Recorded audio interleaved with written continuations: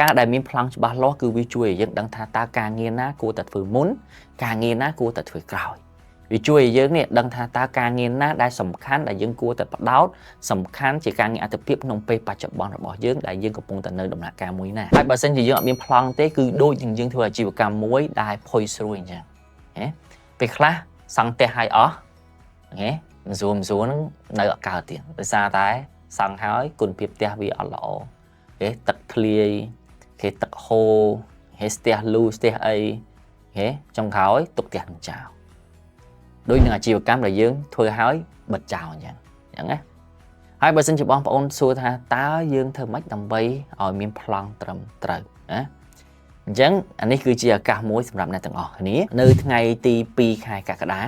គឺយើងបានសហការជាមួយនឹង Sweet Contact ក៏ដូចជាសហគ្រិនខ្មែរដែលបានអញ្ជើញលោក Mike Ducker អូខេពីប្រទេសក្រៅ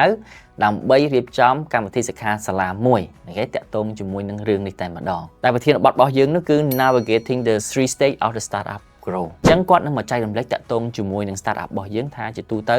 Startup របស់យើងមាននៅដំណាក់កាលណាខ្លះហើយដំណាក់កាលនីមួយៗគួរតែផ្ដោតលើអីគួរតែកុំផ្ដោតលើអីហើយបើសិនជាអ្នកនរគ្នាចាប់អារម្មណ៍អាចចុះឈ្មោះនៅក្នុង link ខាងក្រោមមួយនេះដែលខ្ញុំនឹងដាក់នៅក្នុង caption ឬក៏នៅក្នុង comment ខាងក្រោមហើយបញ្ជាក់យើងនឹងប្រើប្រាស់ភាសាអង់គ្លេសដោយសារតែគាត់ជាជនជាតិបរទេសអញ្ចឹងបើសិនអ្នកនរចាប់អារម្មណ៍អាចចុះឈ្មោះជួបគ្នានឹងអ្នកនរគ្នា